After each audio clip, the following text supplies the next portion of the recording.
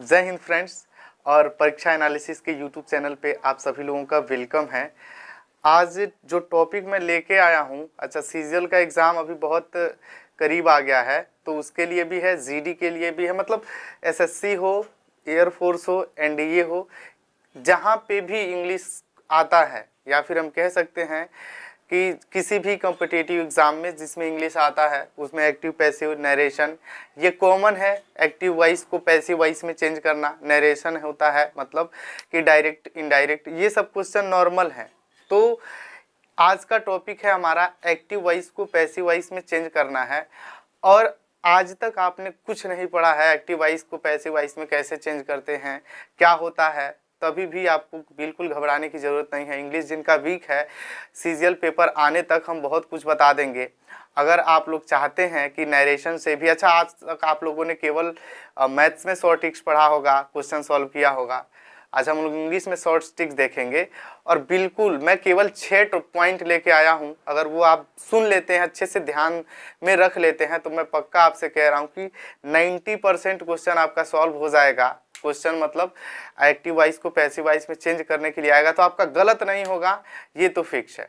90% question आप कर पाएंगे। आप कभी नहीं पढ़े हैं, आपको इंग्लिश बिल्कुल नहीं आता है, तभी भी आप बहुत आसानी से कर लेंगे, क्योंकि हम एक्टिव वॉइस को पैसिव वॉइस में चेंज करने के लिए हम कुछ ट्रिक्स लेके आए हैं। और जो बिल्कुल ट्रिक्स क्या कह सकते हैं, जो उसमें से कैसे चेंज किया जाता है उसको हम बहुत आराम से आसानी से बता देंगे, आपको समझ में आ जाएगा। एग्जाम में क्वेश्चन गलत नहीं होगा, आप प्रीवियस ईयर पेपर भी लगा के चेक कर सकते हैं, आप बिल्कुल आसानी से कर लेंगे। और जिनको चेंज करने आता है एक्टिव वॉइस को पैसिव वॉइस में, उनके लिए तो बहुत अच्छा है, ये उनका टाइम मैनेज होगा, यानी कि कम टाइम में कर पाएंगे। कैसे करेंगे, तो बिना देर के आइए वीडियो स्टार्ट करते हैं, टॉपिक पे बात करते हैं। तो पहला हमने टॉपिक रखा है इंट्रोडक्शन। एक्चुअली इंट्रोडक्शन मतलब कि एक्टिव वॉइस है क्या और पैसिव वॉइस है क्या, पहले ये जान लेते हैं। तो एक्चुअली पैसिव वॉइस का मतलब होता है कि अगर आप कोई सेंटेंस बोल रहे हैं, उसी सेंटेंस को दूसरे तरह से कन्वर्ट करके बोलना, सेंटेंस वही रहेगा, उसमें कोई चेंजिंग नहीं होगा, बस उसी को दूसरे लहजे में बोलने को ही पैसिव कहते हैं। जैसे अगर मैं कहता हूं कि राम खाना खाता है, क्या, मेरे बातों को ध्यान से सुनिएगा, आपको समझ में आ जाएगा। मैं कहता हूं राम खाना खाता है, राम ईट्स फूड। इसी को पैसिव वॉइस में चेंज करने के लिए हम क्या करेंगे, तो खाना राम के द्वारा खाया जाता है, यानी कि हम कह सकते हैं the food is the food is eaten by Ram. क्या कह सकते हैं, the food is eaten by Ram. अभी आपको डिफिकल्ट लगता होगा, जिनको आता है उन्हें तो आ रहा होगा, लेकिन जिनको नहीं आता है थोड़ा डिफिकल्ट लग रहा होगा कि कैसे बनाएंगे, तो उसी पे काम करेंगे हम लोग। बस आप अभी समझिए कि पहले एक्टिव वॉइस से पैसिव वॉइस होता क्या है। तो एक्चुअली उसी को दूसरे लहजे में बोलने को ही हम लोग क्या कहते हैं, पैसिव वॉइस। यानी कि एक सेंटेंस है, उसका ऑब्जेक्ट पकड़ के हम सब्जेक्ट बना दे, सब्जेक्ट को ऑब्जेक्ट, हिंदी में बोले तो उसका जो कर्म होता है उसको हम लोग क्या करते हैं, कर्ता बना देते हैं, जो करता है उसको कर्म बना देते हैं। कैसे, तो मैंने एक सेंटेंस के थ्रू बताया कि राम घर जाता है, और मैं यही सेंटेंस कहूं कि घर राम के द्वारा जाया जाता है। दोनों का मतलब तो एक ही है, लेकिन यही जो घर राम के द्वारा जाया जाता है इसी को हम लोग पैसिव वॉइस कहते हैं। तो इंट्रोडक्शन आपको समझ में आया होगा कि पैसिव वॉइस किसको बोलते हैं।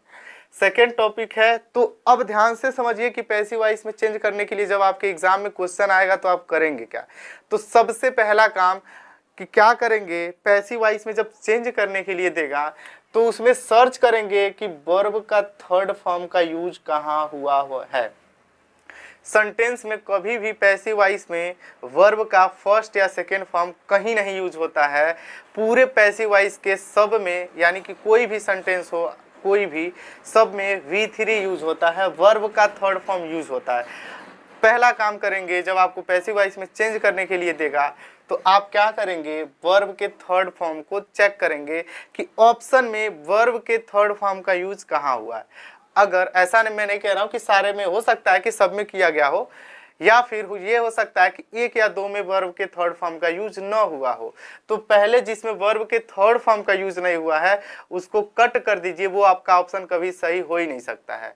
हेल्पिंग वर्ब पे भी बात करेंगे तो पहला काम क्या करना है, पैसिव वॉइस में चेंज करते वक्त हर बार पहले यही फोकस करना है कि वर्ब के थर्ड फॉर्म का यूज किस सेंटेंस में हुआ है, उसी में से कोई पैसिव वॉइस होगा। अच्छा, कितने लोगों को पता नहीं चल पाता कि वर्ब का थर्ड फॉर्म एक्चुअली है क्या? तो 80% केस में वर्ब के थर्ड फॉर्म, वर्ब तो आपको पता ही होगा, अगर नहीं पता है तो मैंने पार्ट ऑफ स्पीच पढ़ाया है, इससे जस्ट पहले वाली वीडियो है तो आप उसको देख सकते हैं, बिल्कुल आसानी से आपको पार्ट ऑफ स्पीच समझ में आ जाएगा। नॉर्मली फिर भी यहाँ भी बता देता हूँ, वर्ब का मतलब कि एक्शन वर्ड, जिससे पता चलता है कि वो क्या कर रहा है, तो वो होता है वर्ब। तो पहले इसमें आपको फोकस करना है कि वर्ब के थर्ड फॉर्म का यूज कहाँ हुआ है। अगर आप नहीं समझ पाते हैं कि वर्ब का थर्ड फॉर्म क्या है, तो वर्ब के थर्ड फॉर्म मैक्सिमम 80% सेंटेंसेज में ईडी लगा होता है वर्ब में, ठीक है। बाकी कुछ ऐसा नहीं कि सारे में, बहुत सारे ऐसे सेंटेंसेज हैं जिसमें जैसे गो का गो, वेंट, गॉन होता है, थर्ड फॉर्म गॉन होता है, लेकिन 80% केस में क्या होता है, वर्ब में ईडी लगा होता है, और नॉर्मली इसी टाइप का आपको पैसिव वॉइस में चेंज करने के लिए मिलता है। तो पहला आप क्या करेंगे, पेपर मिला, पैसिव वॉइस में चेंज करने के लिए दिया, तो पहले आप तो चेक करेंगे कि वर्ब के थर्ड फॉर्म का यूज कहाँ हुआ है, जिसमें नहीं हुआ है उसको आप पहले कट कर देंगे। सेकंड, देखिए ये तो आपका हो गया। अब आते हैं टॉपिक पे। देखिए दूसरा, ज्यादातर जो एग्जाम्स में पूछे जाते हैं वो सेंटेंसेज होते हैं कंटिन्यूअस के, क्योंकि मुझे पता है कि ज्यादातर कंटिन्यूअस में लोग गलत करते हैं। केवल कंटिन्यूअस का नहीं, अदर सेंटेंस का भी मैं बताऊंगा, लेकिन ज्यादातर कंटिन्यूअस से ही पूछे जाते हैं। तो आपको ध्यान देना है कंटिन्यूअस में क्या होता है, वर्ब के थर्ड फॉर्म का यूज हुआ होता है, यानी कि ING लगा होता है किसमें, वर्ब में। अगर कंटिन्यूअस आपको पता नहीं है कि किसको बोलते हैं तो ये ध्यान दीजिएगा, जो एक्टिव वॉइस का सेंटेंस है उसमें वर्ब में ING लगा होता है, तो आप समझ जाइएगा कि ये कंटिन्यूअस है। अच्छा, वो पास्ट का हो सकता है, वो प्रेजेंट का हो सकता है, वो फ्यूचर का हो सकता है। तो आपको ध्यान देना है, ING लगा है तो आप समझ लीजिएगा कि वो कंटिन्यूअस का है। क्या सेंटेंस है, कंटिन्यूअस का। तो जब आप पैसिव वॉइस में चेंज करेंगे कंटिन्यूअस को, अच्छा ये ING वर्ब में लगा होगा, ये बात ध्यान दीजिएगा, वर्ब में ING लगा है एक्टिव वॉइस में, तो आप समझेंगे ये कंटिन्यूअस का है। तो ऐसे सिचुएशन में क्या करना है, जब आप पैसिव वॉइस का सेंटेंस देखेंगे, यानी कि जो ऑप्शन होंगे उसमें चेक करते वक्त बीइंग वर्ड लगा ही होगा, कंपल्सरी है। यानी कि पहला काम तो मैंने बता दिया कि जब सेंटेंस चेक करेंगे तो वर्ब के थर्ड फॉर्म का आप चेक करेंगे कि किसमें है। दूसरा काम, अगर कंटिन्यूअस में कोई सेंटेंस है, कंटिन्यूअस का मतलब जिसमें ING लगा होगा वर्ब में, वैसे सिचुएशन में जब पैसिव वॉइस में चेंज करेंगे तो उसमें बीइंग वर्ड ऐड होता है, मतलब बीइंग लगना ही लगना है। ऑब्जेक्ट को सब्जेक्ट के थ्रू जब बनाएंगे तो बीइंग लगता ही लगता है, ये कंपलसरी। यानी जब आप सर्च करेंगे पैसिव वॉइस में तो उसमें देखेंगे कि क्या है, मतलब पहले आप चेक करेंगे वर्ब के थर्ड फॉर्म का सारे सेंटेंसेज में यूज हुआ है कि नहीं, जिसमें नहीं यूज हुआ है उसको काटेंगे। फिर अगर कंटिन्यूअस में है तो बीइंग वर्ड देखेंगे इसमें यूज हुआ है कि नहीं, बीइंग कहाँ, तो जस्ट सब्जेक्ट, यानी ऑब्जेक्ट को हम सब्जेक्ट बनाए रहते हैं। वैसे एग्जाम्पल के थ्रू भी मैं अभी बता रहा हूँ, पहले आप जो मेन टॉपिक है उसको समझिए।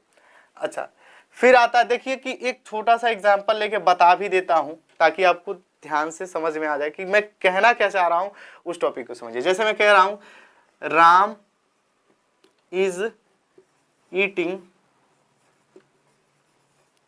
फूड, ये नॉर्मल सा सेंटेंस है, राम इज ईटिंग फूड। आप देखेंगे ईटिंग वर्ब में ING लगा हुआ है, तो इसको जब मैंने क्या कहा, राम इज ईटिंग फूड, आपको ऑब्जेक्ट जो दिया रहेगा, कुछ भी ऑब्जेक्ट, उसको हम सब्जेक्ट पहले बनाएंगे। यानी कि तो हम कहेंगे फूड इज, मैंने क्या कहा कि जब ईटिंग यानी कि ING फॉर्म होगा तो उसमें बीइंग कंपलसरी है, लगा होगा। तो आप ये लिखिए, फूड इज बीइंग, मैंने क्या कहा था, वर्ब के थर्ड फॉर्म का यूज होता है। फूड इज बीइंग ईटेन, और बाई के साथ सब्जेक्ट को ऐड कर देते हैं, बाई राम। ये एक बात और फोकस करिएगा, सब्जेक्ट जो होता है वो लास्ट में बाई के थ्रू ऐड हो जाता है। क्या, जो सब्जेक्ट है वही बाई के थ्रू लास्ट में। और ये केवल इसके लिए नहीं, आईएनजी फॉर्म वाला यानी कि कंटिन्यूअस के लिए नहीं, सारे सेंटेंसेज कोई भी सेंटेंस हो सब में जो सब्जेक्ट है वो लास्ट में ऑब्जेक्ट के थ्रू मतलब बाई के थ्रू ऐड कर देते हैं, लास्ट में लिखना है। तो दूसरा टॉपिक, मैं जो टॉपिक बोल रहा हूँ उसी पे आप फोकस करिएगा। मेन फोकस आपका इसी पे रहना चाहिए कि मैं क्या कह रहा हूँ। एग्जाम देने जाने से पहले एक और बार आप देख सकते हैं, पढ़ने की जरूरत नहीं है, केवल समझने की जरूरत है। आप बिल्कुल आसानी से पूरा एक्टिव को पैसिव में कर देंगे। इसके बाद मेरा नेक्स्ट वीडियो नरेशन पे होगा, ऐसा ही होगा, तो बस आप देखते जाइए। तो ये हो गया हमारा, आपको उम्मीद करते हैं कि समझ में आ रहा होगा कि मैं कहना क्या चाहता हूं। चलिए, तो ये हो गया हमारा। अच्छा, इसके बाद ज्यादातर मैक्सिमम मैं देखा हूं आईएनजी के बाद सेंटेंस आता है हैज हैव वाला वर्ड। यहां पे हैड भी हो सकता है, मैंने केवल हैज हैव लिख रखा है, हैड।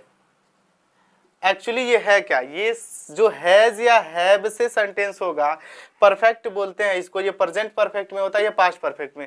लेकिन आपको परफेक्ट समझने की इसमें जरूरत नहीं है कि कौन सा टेंस है, इससे कोई मतलब नहीं, क्योंकि आपको बस सही करके आना है कि एक्टिव वॉइस को पैसिव वॉइस में चेंज करना है।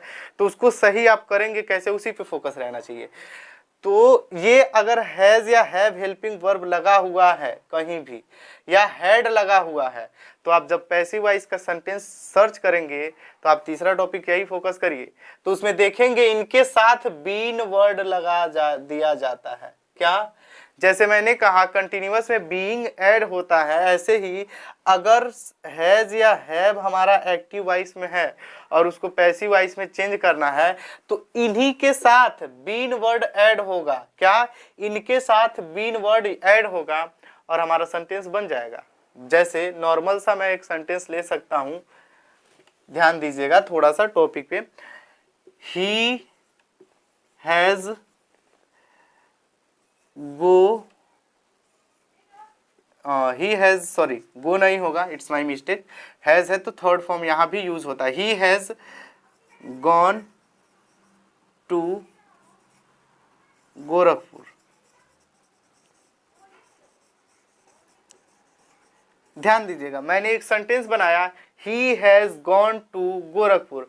हम क्या कह रहे हैं, हैज हैव, या यहाँ पे हैड भी हो सकता था, तो हैज हैव या हैड हो, पैसिव वॉइस में चेंज करेंगे तो क्या करेंगे, बस कुछ नहीं करना है, नॉर्मल गोरखपुर लिखेंगे ऑब्जेक्ट को, उसके बाद हैज है हैज लिखेंगे, गोरखपुर हैज, और बीन, मैंने क्या कहा इसी पे फोकस करिए, हैज हो, हैव हो, हैड हो, हैज हो, हैव हो, हैड हो, उनके साथ क्या लगाना है हमको, बीन ऐड करना है, बीन वर्ड। तो गोरखपुर हैज बीन, और मैंने क्या कहा था, थर्ड फॉर्म ही यूज होता है पैसिव वॉइस में, इसमें ऑलरेडी थर्ड फॉर्म है तो कोई मतलब ही नहीं है। तो गोरखपुर हैज बीन गॉन, अब किसके द्वारा, तो ही, बाई हिम, क्या हो जाएगा। अच्छा, ऑब्जेक्टिव केस ही का हिम होता है, नॉर्मल ये चेक कर लीजिएगा। तो Gorakhpur has been gone by him, ये हो गया हमारा क्या सेंटेंस। मेन फोकस मैं क्या कह रहा हूं, इस बीन पे होना चाहिए, मेन फोकस बीन पे।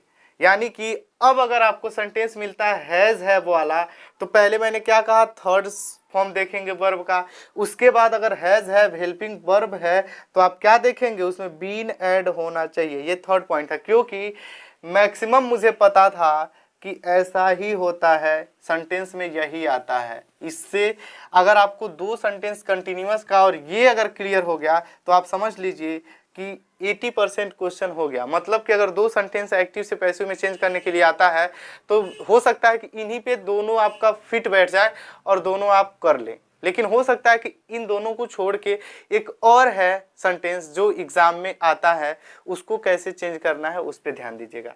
नेक्स्ट है सेकेंड फॉर्म, यानी कि जब वर्ब में सेकेंड फॉर्म यूज हुआ हो तो अब आप सोचेंगे कि सेकेंड फॉर्म यूज हुआ होगा तो हमको कैसे पता चलेगा कि सर ये सेकेंड फॉर्म है। बहुत इजी है, डिफिकल्ट नहीं है। मैंने क्या शुरू में स्टार्टिंग में बताया था कि क्या होता है, ईडी लगा होता है मैक्सिमम। कुछ सेंटेंसेज है जिसमें नहीं, सॉरी कुछ वर्ब्स हैं जिसमें नहीं होता है, मैक्सिमम में ईडी लगा होता है, थर्ड और सेकेंड फॉर्म दोनों में। तो ऐसे अगर याद है तो ठीक है, नहीं तो मैक्सिमम ऐसा ही आता है जिसमें ईडी लगा होता है। ऐसे सेंटेंसेस को बनाने के लिए क्या करेंगे, सेकेंड फॉर्म है तो वाज या वर यूज होता है। कैसे, ध्यान से समझिएगा।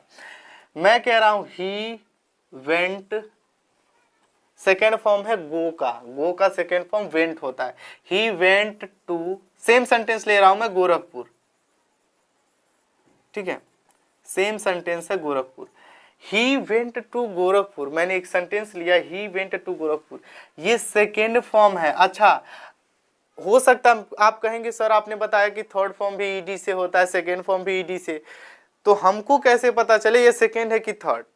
कुछ नहीं, नॉर्मल सा एक बात ध्यान में रखना है, यहाँ कोई हेल्पिंग वर्ब नहीं है ना तो ये सेकेंड फॉर्म ही है, यहाँ कोई हेल्पिंग वर्ब नहीं है ना तो वो third form, without helping verb third form का कोई भी सेंटेंस होता ही नहीं है। अगर हेल्पिंग वर्ब नहीं लगा हुआ है और उसके बाद आपको ईडी जैसा कोई सेंटेंस मिल रहा है, एक होता है विदाउट हेल्पिंग वर्ब जिसमें एस या ईएस लगाते हैं या कुछ नहीं से, तो उस ईडी नहीं होता है, उसमें नॉर्मल केवल वर्ब ही होता है। अभी उसके बारे में भी जिक्र करेंगे। हेल्पिंग वर्ब यहाँ नहीं है ना तो ये सेकेंड फॉर्म ही है। इवेंट तो आपको समझ में आ गया कि सेकेंड फॉर्म है, लेकिन अगर ईडी वाला होता, जैसे मैं क्लाइम्ड, मैं कोई दूसरा सेंटेंस ले लेता हूं ताकि आपको ठीक ठीक क्लियर हो। जैसे मैं कह रहा हूं the monkey climbed, the monkey climbed on the tree. ध्यान से समझिएगा इस बात को, the monkey climbed on the tree. मैं कह रहा हूं कि बंदर पेड़ पे चढ़ गया। ये क्लाइम्ड देखिए वर्ड ले लिया है और मैक्सिमम वर्ब ऐसा ही आएगा, तो ये क्लाइम्ड वर्ड सेकेंड फॉर्म ही है, थर्ड फॉर्म नहीं है, क्योंकि यहाँ हेल्पिंग वर्ब कोई है ही नहीं। तो ऐसे सेंटेंस को बनाने के लिए क्या करेंगे, कुछ नहीं, अगर सेकेंड फॉर्म यूज हुआ है तो आप वॉज लगाएंगे, याद रखिएगा, वाज या वर लगाते हैं। ये लगभग सबको पता होता है कि वॉज सिंगुलर के साथ यूज होता है, वर प्लूरल के साथ यूज होता है, तो ये बताने की जरूरत नहीं है, मैं ये मान के चलता हूँ कि सबको पता है। फिर भी आप जान लीजिए कि सिंगुलर मतलब कोई अकेला है तो उसके साथ वॉज, और कोई प्लूरल मतलब एक से ज़्यादा है तो वो वर यूज करता है। तो अगर सेकेंड फॉर्म का यूज हुआ है तो आप इसका प्रयोग करेंगे वाज या वर का पैसिव वॉइस में चेंज करते वक्त। फिर ध्यान दीजिएगा, थर्ड फॉर्म चेक करेंगे, हेल्पिंग वर्ब के रूप में वॉज या वर यूज होता है, ये बात ध्यान दीजिएगा। अब आते हैं लास्ट पे कि क्या होना चाहिए। लास्ट टॉपिक मतलब आपने जितना भी मैंने पॉइंट बताया उसको अच्छे से नोटिस किया होगा, मैं ऐसा एक्सपेक्ट करता हूँ, और नहीं किया है तो आप जरूर फोकस करिएगा इस बात पे। एक और बार बस आप अगर देख लेते, मुझे लगता है कि सबको समझ में आ गया, याद भी हो गया होगा, लेकिन नहीं याद हुआ है तो एक और बार इस वीडियो को रिप्ले कर दीजिएगा, आपको सब याद हो जाएगा, एग्जाम में कर पाएंगे। और नरेशन से भी रिलेटेड मैं सेम फिर कह रहा हूं कि नेक्स्ट वीडियो हमारा नरेशन पे होगा। एग्जाम देना है, टाइम कम है तो आप पूरा लेंदी पढ़ नहीं पाएंगे इतना। तो अब लास्ट रूल हम लोग देखते हैं जो एकदम मतलब लास्ट है, इससे भी कभी कभी टेंस बहुत मतलब ऐसा नहीं, इससे बहुत कम आता है, लेकिन फिर भी हम लोग जानते रहेंगे। हो सकता है कि एग्जामिनर के माइंड में आ जाए कि इससे रिलेट करके क्वेश्चन दे दे, वैसे इससे बहुत कम आता है रेयर केस में, क्योंकि ये बहुत ईजी होता है, मैक्सिमम लोग जानते हैं जो पढ़े रहते हैं। फिर भी हम इस टॉपिक को भी देख लेते हैं कि हो सकता है कि सब्जेक्ट क्या हो, हमारा एक कोई सेंटेंस हो जिसमें वर्ब में एस या ई एस लगा हो या फर्स्ट फॉर्म का यूज हुआ हो। ऐसे सिचुएशन में क्या करेंगे, तो ऐसे जैसे मैं एक सेंटेंस लेता हूं, ही ईट्स मैंगो। अब नॉर्मल सा सेंटेंस ले लीजिए कि ही ईट्स मैंगो, वह आम खाता है। ये ईट्स वर्ड देखिए एस या ई एस लगा हुआ। अच्छा, ये आपको पता होना चाहिए, हो सकता है कि एस या ई एस न लगा हो। कब नहीं लगा होता है, जब ये प्लूरल होता है। अगर हमारा सब्जेक्ट प्लूरल होता है तो एस या ई एस नहीं लगा होता है, तो इस पे आपको फोकस करना नहीं है, मेन फोकस इस वर्ब पे रहना चाहिए आपका, कि अगर इसमें एस या ई एस लगा हुआ है या कुछ नहीं लगा हुआ है, केवल ये फर्स्ट फॉर्म है। फर्स्ट फॉर्म तो लगभग सबको पता चल जाता है कि ये हाँ वर्ब के फर्स्ट फॉर्म का यूज हुआ है, तो इस पे आप ज़्यादा ध्यान दीजिए, मेन फोकस इसी पे रहना चाहिए आपका। इससे मतलब नहीं है हमको, क्योंकि इसी पे फोकस कर रहे हैं हम लोग। तो पहला काम क्या करना है, तो हमने आपको स्टार्टिंग में ही बताया था, जो भी हमारा ऑब्जेक्ट है उसको सब्जेक्ट में चेक करेंगे, उसको सब्जेक्ट लिख देंगे। तो मैंगो, जब ये होगा तो इज या आर का यूज करते हैं। क्या, इज या आर का, जब आप देखिएगा फर्स्ट फॉर्म का यूज हुआ रहेगा वर्ब में ना, तो इज और आर का यूज करते हैं। अच्छा ये मैंगो है तो मैंगो के साथ इज, और यही मैंगोज हो जाता तो हम इसके साथ आर का यूज कर देते। कब? तो ये सिंगुलर के साथ इज यूज होता है, यही प्लूरल हो तो आर, ये बताने की जरूरत नहीं है, लगभग सबको मैं मान के चलता हूँ कि ये सबको आता ही है कि इज एम आर तो लगभग सब जानते हैं, आई के साथ एम और इज सिंगुलर के साथ, आर प्लूरल के साथ, तो इतना तो सबको आता ही होगा। तो ये ध्यान देना है कि इज कब, ये जब फर्स्ट फॉर्म वर्ब का यूज हुआ रहेगा ऐसे सिचुएशन में क्या होगा, जब हम पैसिव वॉइस में चेंज करेंगे तो उसमें इज या आर हेल्पिंग वर्ब का यूज हुआ रहता है, और वर्ब के थर्ड फॉर्म का तो यूज कंपलसरी है, मैंने आपको स्टार्टिंग में ही बताया। तो क्या करेंगे ऐसे सिचुएशन में, मैंगो इज, अब क्या हो जाएगा, eaten, mango is eaten by him, क्या हो गया, mango is eaten by him. तो बस इस नॉर्मल सा था, इसमें बहुत ज़्यादा सोचने की ज़रूरत नहीं है। हो सकता है कि इससे क्वेश्चन आए, इससे या वैसे नॉर्मली सीजियल लेवल में तो बिल्कुल नहीं आता है, एयरफोर्स सोर्स में भी बहुत नॉर्मल कभी रेयर केस में ही आता है, क्योंकि मैंने जो पिछले रूल्स बताया उसी से आता है, इससे बहुत रेयर केस में आता है। फिर भी हो सकता है कि एग्जाम में आ जाए, तो आप ध्यान दीजिएगा फर्स्ट फॉर्म का यूज हुआ हो तो आप क्या करेंगे, इज एम आर यहाँ चेक करेंगे है कि नहीं, और थर्ड फॉर्म तो यूज होता ही होता है। तो मेन फोकस इस पे और यहाँ होना चाहिए, क्योंकि ये सबको पता है कि ऑब्जेक्ट सब्जेक्ट बनेगा, सब्जेक्ट ऑब्जेक्ट बनेगा। फोकस देखिए पैसिव वॉइस में मेन फोकस हमारा यहाँ होना चाहिए, वर्ब और हेल्पिंग वर्ब। इस यही चेंज हो के हमारा क्या करता है, पैसिव वॉइस बनाता है, ये चेंज हो के पैसिव वॉइस बनाता है और कुछ नहीं। ये सब तो ऐसे ही रहते हैं, इसमें ज़्यादा फोकस नहीं करना है, मेन फोकस यहाँ पे होगा। तो आप इस पे बिल्कुल ध्यान दीजिएगा। और जैसे हमने इसका शॉर्ट ट्रिक्स बताया, ऐसे हम नरेशन और सारे टॉपिक्स के, क्योंकि सीजीएल का एग्जाम बहुत ही करीब आ गया है, और भी एयरफोर्स का भी लोगों ने फॉर्म डाला होगा, और भी बहुत सारे टॉपिक्स हैं, तो आप बिल्कुल फोकस करिएगा, चैनल के साथ जुड़े रहिएगा। सारे टॉपिक्स से पहले हम शॉर्ट ट्रिक्स बताएंगे सीजीएल लेवल तक, फिर डीपली भी बताएंगे। डीपली बताएंगे कब, अभी नहीं, सीजल के एग्जाम के बाद हम बिल्कुल स्टार्टिंग से एक्सप्लेन करेंगे इसको कि क्या रूल होते हैं कैसे। अभी सीजल एग्जाम को देखते हुए बिल्कुल हम शॉर्ट ट्रिक्स बता रहे हैं। अच्छा ये केवल ऐसा नहीं कि सीजल एग्जाम में ही वर्क करेगा, आप बिल्कुल एयरफोर्स एनडीए को एग्जाम दे रहे हैं तो उसमें भी काम करेगा। तो आप बिल्कुल ये मत सोचिएगा कि वहाँ पे काम नहीं करेगा, अगर इतना भी जानते हैं तो आप करके आएंगे 100% की आप वहाँ क्वेश्चन सॉल्व एक्टिव वाइज को पैसिव वाइज में चेंज तो कर ही लेंगे कैसे भी। तो चैनल के साथ जुड़े रहिएगा, मिलते हैं नेक्स्ट वीडियो में। जय हिंद।